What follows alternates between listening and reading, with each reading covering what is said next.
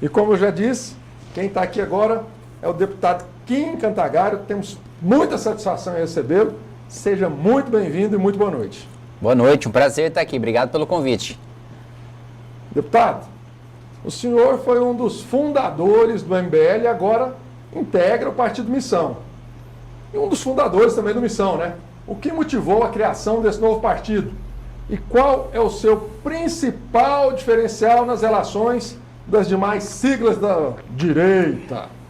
Bom, primeiro a gente não está envolvido em escândalo de corrupção. Segundo, a gente tem proposta, né? Então, primeiro, a gente não tem nenhum envolvimento com o Banco Master. Não conheço o Daniel Vorcaro, nunca estive com ele. Meu pré-candidato à presidência, Renan Santos, também não temos nenhuma relação com ele. A mesma coisa não pode dizer nem Lula, nem Flávio Bolsonaro, né? Então, o primeiro ponto, a gente não tem nenhum telhado de vidro, pelo contrário, a gente está aí já há 12 anos, fizemos as maiores manifestações da história do país para derrubar o governo Dilma, desde então militando na política, disputando eleições, aprovando projetos importantes. O meu último foi aumento de pena para furto, roubo e receptação em nível nacional, depois aí de 2 anos trabalhando para aprovar esse projeto. Então, primeiro diferencial, a gente não tem rabo preso e por isso a gente pode enfrentar, seja Supremo Tribunal Federal, você falou aí do Xandão tá de olho, a gente defende a prisão do Xandão, do Dias Toffoli, de todo mundo que esteja envolvido com o escândalo do Banco Master. E eu até agradeço por você me dar a oportunidade de falar isso aqui em rede nacional. E, por outro lado, também, partido que tem proposta, partido que tem ideologia, partido que vai a fundo naquilo que tem de melhor no mundo para trazer para o Brasil, para a gente finalmente se tornar um país desenvolvido. Nos últimos 40 anos a gente teve aí um crescimento ridículo de produtividade, a gente se tornou um dos países mais violentos do mundo, nosso ranking no PISA de educação no ensino médio também é um dos piores, a gente continua na lanterninha, mesmo tendo quadruplicado o investimento em educação nos últimos anos. SUS não preciso falar nada, né? Qualquer um que precisa de uma consulta, de um exame, de um procedimento, sabe o tanto tempo que demora para ser atendido e especialmente nas unidades de atenção primária, o nível de precariedade. Infraestrutura, outro ponto que eu também não preciso falar, rodovias, estradas, portos, aeroportos absolutamente sucateados, demora meses ali no Porto de Santos para você conseguir descarregar qualquer coisa. Defesa, a gente tem aí o desfile de 7 de setembro em que tem tanque ali de 80 anos atrás ali desfilando, a gente há décadas tentando pegar caças Gripen e vai negociação, vem negociação, não consegue. Pacífico Sul absolutamente desprotegido, a gente só foi comprar novas fragatas agora. Então, assim, nós temos propostas para todos os setores, a gente tem coerência com essas propostas, a gente tem compromisso com elas e a gente não tem rabo preso. Coisa assim que nenhum outro partido político pode dizer que tem essas duas coisas. Tá vendo você em casa? Conhecia o Kim?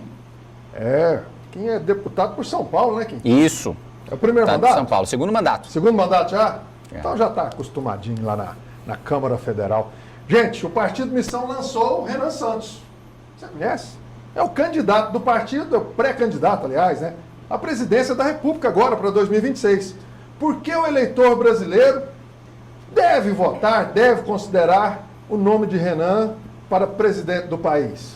Bom, primeiro, é o pré-candidato à presidência da República mais preparado, assim, num debate não tem ninguém que sustente nenhuma proposta. Primeiro porque o Lula, ele é o pré-candidato da esquerda que já desistiu de apresentar qualquer proposta, de qualquer coisa nova e nem precisa apresentar porque todo mundo já sabe como funciona o governo dele, é a desgraça que é o aumento de imposto que é a insegurança que é o aumento de gasto que já é um mal conhecido. Bom, Flávio Bolsonaro, a última vez que perguntaram para ele sobre proposta, ele disse que não poderia falar porque senão seria atacado. Eu falo, não, peraí, se você é pré-candidato a qualquer cargo, não interessa se vereador ou presidente da República, você é perguntado sobre suas propostas e diz que você não pode falar porque você vai ser atacado, se você tem medo de ser atacado pelas suas propostas, você vai ficar fazendo o crochê, tricotando em casa, né? Não vai disputar a eleição à presidência da República. Então, o Renan, como eu coloquei, assim como o Partido Missão, a pré-candidatura dele também tem um programa de governo que tem estrutura. Primeiro, sim, a gente está num nível tão primário de país que só dele ter um programa de governo já é um diferencial. Segundo,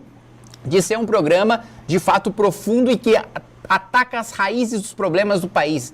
Uma decretação de estado de defesa, que eu sei que vai ter escândalo por parte de setores da imprensa, por parte de partidos de esquerda, falando que é golpe de estado, que é estado de exceção, mas sem estado de defesa a gente não tem condição de declarar uma guerra de fato contra o crime organizado e ter retomada de território, né? Ele tem um lema que é o prendeu, matou, que é o seguinte, olha, O criminoso, você que quer se entregar, você que quer ir para a cadeia, nós queremos te prender.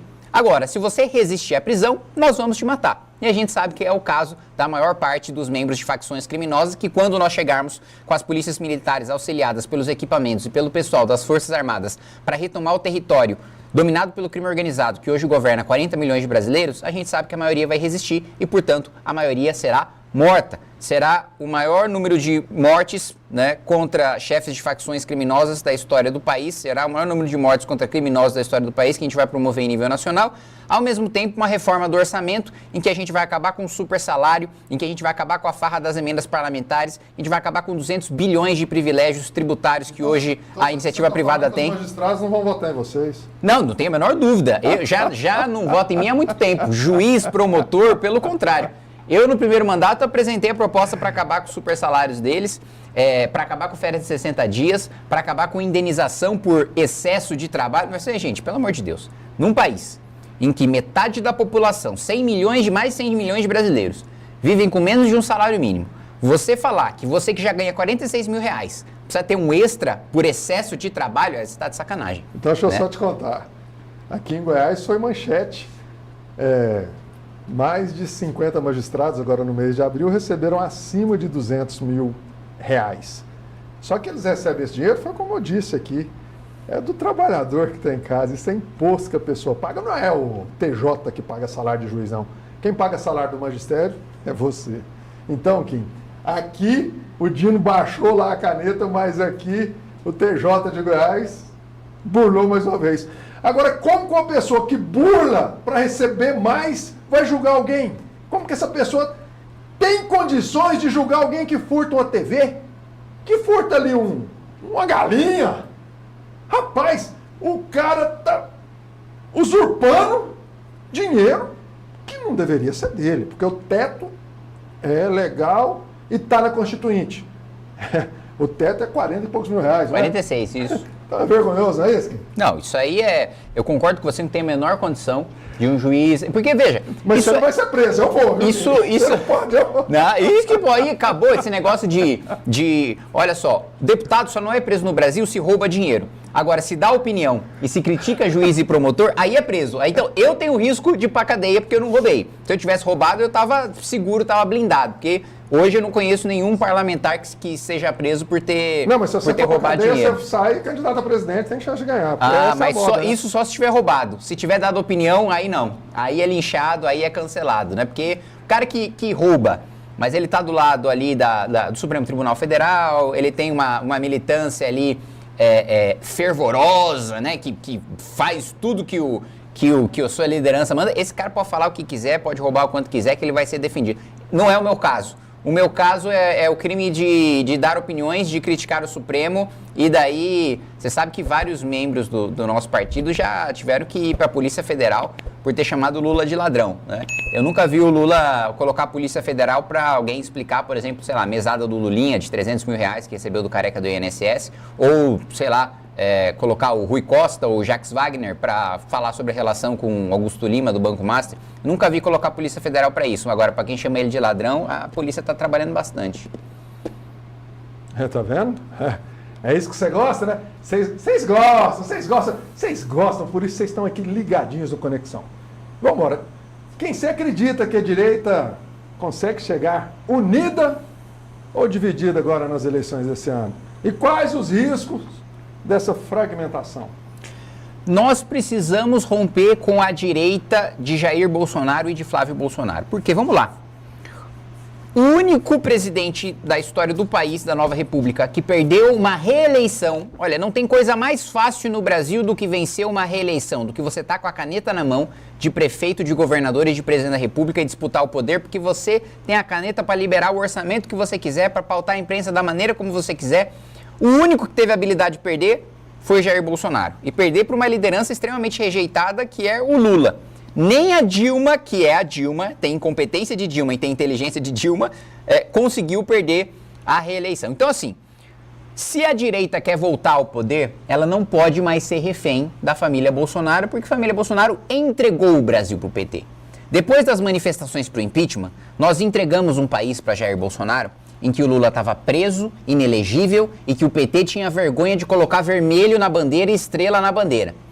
O Bolsonaro devolveu um país pra gente com Lula solto, presidente da República e com todos os corruptos da Lava Jato voltando para a cena do crime, inclusive os seus aliados.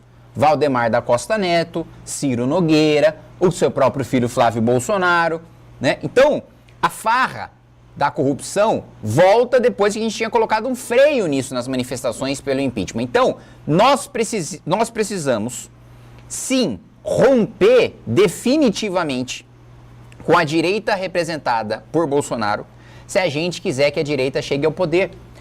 Se a direita tiver rabo preso, envolvimento com o Banco Master, qual moral que tem para falar de Petrolão? Porque aí vai falar de Petrolão no debate e o Lula vai falar, aí vocês com o Banco Master? Aí acabou.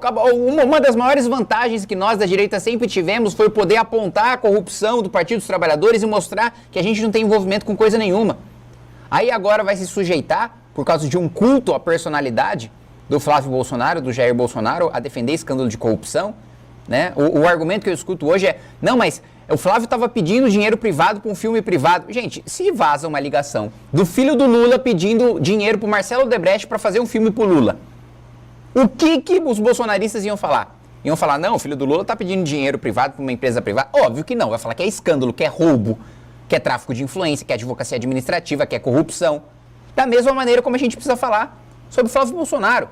Da mesma maneira que o Dias Toffoli e o Alexandre de Moraes estão envolvidos no escândalo do Banco Master e precisam ser presos, que o Lula está envolvido no escândalo do Banco Master e precisa ser preso, Flávio Bolsonaro está envolvido no escândalo do Banco Master e precisa ser preso. Senão, a gente nunca vai ter um país decente, a gente vai entregar o país de vez para a esquerda. Olha só, em 2018, José Dirceu, uma das lideranças máximas do PT, disse, olha, agora que o Lula está preso, inelegível, que a direita venceu o poder, a direita vai ficar 16 anos no poder. A gente só tem chance de voltar depois de 16 anos. Bolsonaro foi tão burro, tão amador e tinha tanto rabo preso a ponto de vender o Brasil pro Centrão e pro Supremo, que em 4 anos já devolveu pro PT o que o PT estava esperando demorar 16 anos. Então assim, se for para manter o PT no poder, aí beleza, pode continuar sendo apoiador da família Bolsonaro. Agora, se quer se livrar do PT de uma vez por todas, aí a gente precisa promover esse rompimento. Ok, o Partido Missão defende um Estado bem mais enxuto. Na prática, quais seriam as 3 primeiras medidas que o governo alinhado ao partido adotaria para reduzir os gastos públicos? Primeiro, acabar com os supersalários, né? Mais de 15 bilhões de reais que você tem em supersalário de juiz, de promotor, de deputado, de senador. Acabar com a farra que a gente tem hoje da elite do funcionalismo público. E depois, acabar com a farra da elite privada, né? Dos irmãos Joesley e Wesley Batista, dos amigos do Lula, né? Porque o banqueiro ruim, que o PT sempre diz que combate as elites, que somos nós da direita que defendemos os grandes banqueiros, os empresários. Mas para o Lula, o banqueiro ruim é o banqueiro que não está com ele. Banqueiro bom é o banqueiro que apoia o PT. Nós tentamos na CPMI do INSS convocar os grandes bancos para explicar a fraude no consignado. O PT votou contra convocar banqueiro. Então assim, não tem moral absolutamente nenhuma para falar de elite, porque dá 200 bilhões de reais todos os anos para a elite privada, do dinheiro do pagador de imposto, do dinheiro que você, que acorda cedo, vai dormir tarde, que não tem tempo para sua família, que não tem tempo para estudar, que está estressado porque não consegue pagar a conta, que está endividado, o seu dinheiro vai para a elite privada. Do bolso e pelas mãos de um governo que diz combater as elites, que diz que o pobre de direita não tem moral para falar porque a direita defende o interesse dos mais ricos. Mas peraí, quem está tirando 200 bilhões de reais do bolso do pobre para passar para a elite privada é o PT, não é um governo de direita, né? Então... Não, mas isso passa por quê aqui? Por isso... que ele passa 200 bi para os bancos? Não só para os bancos, mas para as grandes empresas, ele passa a título de privilégios tributários. Ele fala, não, são setores que geram emprego para a economia, são campeões nacionais que vão se tornar grandes empresas para ser competitivos no mundo e levar o nome do Brasil para o mundo. Na prática, vamos pegar irmãos Joesley e Wesley Batista. Quebraram pequenos frigoríficos, médios frigoríficos ao redor do Brasil, né? Graças a todos os subsídios e aos privilégios que tiveram. Hoje também estão começando a dominar o setor elétrico, né, receberam uma série de benesses, né, na produção, na implementação, na compra de leilões de termoelétricas, né, que basicamente a gente está lá produzindo uma energia mais suja e mais cara só para beneficiar os irmãos Joesley e Wesley Batista. Agora estão entrando na onda de fertilizantes. Infelizmente, essa semana a Câmara dos Deputados também aprovou um projeto que privilegia os irmãos Joesley e Wesley Batista com mais privilégios tributários que saem do bolso do mais pobre. Então, vamos lá. Primeiro, a gente já está falando de 15 bilhões de reais em privilégio. O Lula vive falando que tem que tributar os mais ricos. Então, isso aí não está acontecendo, não? Não acontece nada. Pelo contrário. Ele tira do bolso do pobre para colocar o rico no orçamento. É o contrário daquilo que ele diz. Né? Ele tributa mais. O tributo mais pesado é sobre o consumo. E continua sendo. Lula não diminuiu 1 centavo sequer de tributação sobre consumo. Não cortou 1 centavo de gasto para aliviar das costas do trabalhador. Olha só, a gente está aqui, hoje é dia 28 de maio. Até o dia de hoje, você só trabalhou para pagar imposto. Até o dia de hoje, você só trabalhou para pagar imposto. 5 meses no ano, nós só trabalhamos para pagar imposto. Você começou a trabalhar para você mesmo, para sua família, para o seu rendimento, agora. E o Lula não cortou 1 centavo disso. Outro ponto que a gente vai ter que enfrentar também, desindexar o orçamento, desvincular a receita. O negócio parece complicado, mas o negócio é o seguinte: hoje, cada R$100, né, que o presidente da República tem para administrar, ele só pode dizer para onde R$8 vão. É isso mesmo, cada R$100 que a gente paga de imposto, só R$8 o presidente da República decide para onde vai. Isso é uma maluquice. Eu tive ontem com deputados da União Europeia e todos eles falaram: o quê? 8%? Só 8% que vocês administram? É, porque a Constituição engessou tanto os nossos gastos, e o PT trabalhou por isso, que hoje o Poder Executivo basicamente fica pagando conta, despesas correntes ali, e não sobra nada para investimento, não sobra nada para infraestrutura, não sobra nada para qualificação de mão de obra, não sobra nada para investir em inteligência artificial, para investir em digitalização do governo. Então a gente vai ter que desvincular o orçamento para dar mais liberdade para o presidente da República fazer investimento, baixar juro, facilitar o crédito barato, baixar a inflação. Tem a série, eu colocaria aí, elencaria essas 3 primeiras medidas que a missão no poder colocaria na economia para resolver o problema das contas públicas, aliviar os impostos e ter margem para fazer investimento. Tem uma pergunta aqui do telespectador, eu quero encontrar aqui, mas eu já vou falar seu nome. Ele pergunta o seguinte: o Missão, vamos falar de Goiás, o Missão em Goiás terá candidato a governador? Olha, o Partido Missão aqui em Goiás, primeiro, eu preciso falar, estou aqui com o Noleto, nós vamos fazer, que é nosso coordenador, né, membro do Partido Missão, coordenador do Movimento Brasil Livre. Nós teremos, eu vim aqui em Goiás para participar do evento, que hoje a gente vai ter aqui um encontro do partido para 200 pessoas. Vamos fazer encontros ainda maiores quando vier o nosso pré-candidato à presidência da República, aqui, Renan Santos. E eu vou deixar na mão de Goiás. Eu vou deixar para o diretório aqui da Missão no estado de Goiás decidir se a gente vai ter pré-candidato, se não tem pré-candidato. Não sou eu lá de São Paulo que eu vou vir aqui falar se a gente vai ter ou se não vai ter. Eu vou deixar o diretório daqui escolher, aí depois vocês entram lá na rede social do Noleto e cobrem ele para saber se vai ter candidato ou não. Final 1650, o telespectador, põe na tela para mim a mensagem dele, por favor. Ele perguntou se vai ter governador do Missão e quais são os nomes dos outros cargos. Se vai ter deputado federal, estadual. E falou: Renan Santos, presidente, aqui é o Jorge, da cidade de Porangatu. Porangatu é a cidade mais ao norte que nós temos no estado, viu, Kim? Já divisa com Tocantins. Tá ali a mensagem. Obrigado, produção. Temos aí uma chapa completa aí de pré-candidatos a deputado federal, chapa de pré-candidatos a deputado estadual. Eu sugiro que você siga lá o Partido Missão Goiás na rede social, que todos os pré-candidatos vão estar elencados. Quando começar a eleição, todos os números dos candidatos vão estar lá elencados. Então, siga para você, inclusive, saber de todos os eventos do partido e saber quando o Renan vai estar aqui em Goiânia e em outras cidades aqui no estado de Goiás para a pré-campanha à presidência da República. Mensagem 4198, põe na tela para mim. Renan Santos, presidente, cidade de Palmeiras de Goiás, é o Yuri Ragner. Yuri, obrigado aí pela mensagem, um grande abraço para você. Kim, o debate sobre o fim da escala 6x1 ganhou grande repercussão agora essa semana, né? E ontem foi aprovado. O senhor é a favor ou contra essa proposta? E por quê? Conta para nós. Eu sou a favor do fim da escala 6x1 e votei contra a PEC da escala 6x1. Você vai falar: mas peraí, isso é contraditório. Não, não é. Isso foi uma enganação para o trabalhador, né? A gente nunca vai diminuir escala de trabalho, nem jornada de trabalho, sem a gente cortar gasto e cortar imposto. E eu já proponho isso, porque muita gente fala, mas então por que você não propõe? Eu propus, só que eu preciso do apoio de 171 deputados. Nessa própria PEC eu propus, tive o apoio de menos de 30. Por quê? Porque isso envolvia cortar salário e privilégio de deputado federal, de senador, que eu já cortei, já abri mão dos meus, agora os meus colegas não querem continuar. Tem deputado que pega a cota parlamentar e aluga BMW como carro oficial com seu dinheiro. E aí, alguns desses vão lá e votam dizendo que quer beneficiar o trabalhador. Eu falo, você pode enganar o seu eleitor, agora a mim você não faz de otário não. Você usa o dinheiro do trabalhador para alugar carro de luxo, para pagar a gasolina, para pagar o seu almoço, o almoço de todos os seus assessores, e aí você vem me falar que você está defendendo o trabalhador? Então não tem solução fácil. Tem que fazer reforma fiscal, tem que cortar gasto, tem que aumentar investimento, tem que qualificar a mão de obra para aumentar a produtividade. Hoje, cada 2 horas que um americano trabalha, para o brasileiro produzir o que o americano produz em 2 horas, o brasileiro precisa trabalhar 8 horas. Você entende o que eu estou falando sobre aumento de produtividade? E não precisa comparar com o país desenvolvido, não. Produtividade do Brasil, nos últimos 40 anos, aumentou 18%. Dos nossos países emergentes, aumentou 127%. 127%. Há 40 anos, cada R$8 que um chinês ganhava, um brasileiro ganhava 100. Cada R$8 que um chinês ganhava, o brasileiro ganhava 100.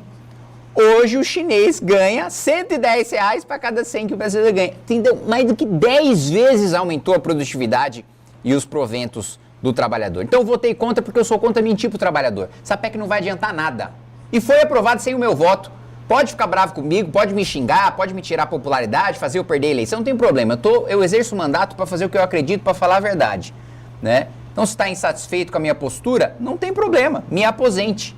Me aposente da política porque eu estou para fazer o que eu acredito. Se não tem mais ninguém nesse país que acredita naquilo que eu acredito, que tem o princípio que aquilo que eu defendo, então eu não tenho mais quem representar na política. Então chegou minha hora. Agora, eu não vou deixar de defender aquilo que eu acredito para fazer propostazinha populista. Igual o deputado Nicolas Ferreira, que disse, não, sou contra, né, a escala, mas aí votou a favor, aí falou, não, eu sou contra, mas eu quero que o país quebre logo para as pessoas verem que eu tô certo. Não, mas peraí, que irresponsabilidade. Eu também quero que as pessoas vejam que eu tô certo. Agora, nem por isso eu votei a favor. Nem por isso eu propus uma escala ainda mais populista e ainda mais demagógica, né? As pessoas vão ver que eu tô certo, infelizmente, porque eu fui derrotado no voto. E não com o meu próprio voto eu vou lá e vou ferrar a vida do brasileiro de propósito para mostrar que eu tenho razão e para não perder popularidade. Isso eu não vou fazer. Então, esse foi o meu posicionamento. Votei contra no primeiro turno, votei contra no segundo turno e se tivesse um terceiro eu votava contra também. Mensagem na tela, põe para nós aí, produção, 1675.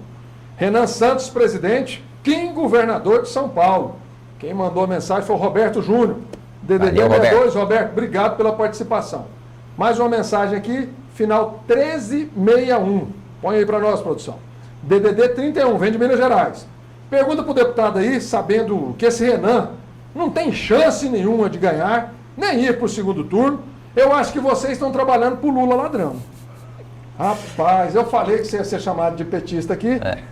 Todo mundo do Missão que vem aqui, sempre os meninos participam. O nosso telespectador tem alguém que fala assim, esse pessoal é do PT. Estão batendo no Flavinho. Vamos lá. O senhor está do lado do Lula? Jamais. Olha, eu entendo a sua pergunta porque metade da população brasileira, segundo o PISA, não tem um nível de português o suficiente para exercer a própria cidadania. Então eu entendo que você esteja nessa metade de brasileiros que não desenvolveu a linguagem o suficiente para interpretar texto. Isso faz sentido, faz parte do nosso projeto, fazer com que a gente não tenha mais que tornar pessoas como você reféns de uma educação tão ruim como a gente tem hoje no nosso país. Mas veja, quem estava enfrentando, quem derrubou a Dilma foi o MBL, sem a ajuda do Bolsonaro. O Bolsonaro não fez nada, só surfou a onda, né? Flávio Bolsonaro, ele sim quer entregar o país para o PT. Né? Não sou eu que estava fazendo aliança com o Jacques Wagner junto no escândalo do Banco Master. Né? Não sou eu que estava lá envolvido no escândalo e que vou ter telhado de vidro, né, junto com o Flávio Bolsonaro, junto com o Lula. Né? Eu, pelo contrário, eu defendo a única pré-candidatura capaz de derrotar o Partido dos Trabalhadores. Se você quer que o PT seja bem sucedido, se você quer o PT para sempre no poder, fica aí fazendo a arminha com a mão, gritando mito, recebendo lá o Flávio no aeroporto e dizendo que não se envolve com o escândalo, que é diferente do PT, mesmo com o Flávio estando envolvido no mesmo escândalo do PT. Mas fica tranquilo, nós vamos resolver o seu problema. O seu problema atinge metade da população brasileira que é o problema da educação de base, das pessoas que não foram alfabetizadas apropriadamente e que, portanto, hoje, infelizmente, ficam para trás do mercado de trabalho por causa da deficiência cognitiva lá da primeira infância, de 0 a 6 anos de idade, onde 85% do cérebro se forma e o governo brasileiro não dá devida atenção. Gente, ó, foi muito bom ter o Kim aqui, mas ele está com um monte de compromisso ainda aqui na capital do estado de Goiás, a capital do piqui. Você já comeu piqui hoje, Kim? Hoje ainda não. Hoje ainda não. Estou esperando o núcleo aqui da MBL de Goiás me oferecer um arroz com piqui. Para encerrar, gente, qual a principal mensagem aí do Missão do Kim? Para quem está nos assistindo aí, pode deixar a sua mensagem. E para o povo brasileiro, né? Que daqui uns dias escolhe aí os seus representantes nas eleições de 2026. A minha mensagem é o seguinte: primeiro te agradecer pelo convite, pela gentileza, pela recepção e dizer para os brasileiros o seguinte: nós não estamos fadados a ser esse país miserável e medíocre que nós somos hoje. Nós não estamos fadados a uma fatalidade da história de repetir os últimos 40 anos de fracasso e de miséria e de subdesenvolvimento. A gente tem a possibilidade de fazer desse país um país grandioso, um país que senta na mesa dos adultos na discussão geopolítica global porque é respeitado, num país que tem uma classe média robusta, num país em que a população está desesperada, morrendo numa fila do hospital e que nem tem uma educação lixo no ensino fundamental e depois não tem o ensino técnico, ou quando tem um diploma, usa esse diploma para ficar endividado depois num programa federal e depois trabalhar como entregador. Não, a gente quer qualificar a mão de obra para o mundo do futuro, para o mundo da inteligência artificial, para o mundo do aumento de produtividade. A gente quer colocar o país na fronteira do conhecimento e a gente já mostrou que é capaz. Hoje, nós temos que transformar duas exceções, que é a exceção da aviação civil e a exceção do agronegócio, dois setores em que o Brasil dá exemplo para o mundo. Isso precisa ser regra. Todos os setores do Brasil precisam seguir o exemplo do aumento de produtividade e de grandiosidade do país. O Brasil pode sim, na nossa geração, ter uma nova Constituição, ser um país rico, ser um país livre e ser um país poderoso que dita aquilo que acontece no mundo. Quem, só para encerrar, a telespectadora aqui de Belo Horizonte, Helena Brits, final do telefone é 8885, põe para mim na tela, 8885. Ela falou assim: qual o nome desse candidato? Gostei do posicionamento dele. Eu queria que você falasse seu nome e aonde as pessoas podem te encontrar aí na rede social, Kim. Eu sou Kim Kataguiri, deputado federal no meu segundo mandato no partido Missão, e você pode me encontrar aí, KIM. Aí, quando você colocar KIM, a primeira coisa que vai aparecer lá é Kim Kardashian. Aí você continua escrevendo KATAGUIRI, que você vai me encontrar lá. Não é fácil achar não, viu? Vou falar pra senhora. E ele tá se achando que todo mundo conhecia ele, hein? Obrigado, senhora, dona Helena, por participar do programa. Um grande abraço. Se você gostou do vídeo, inscreva-se no canal e não esqueça de deixar o seu like.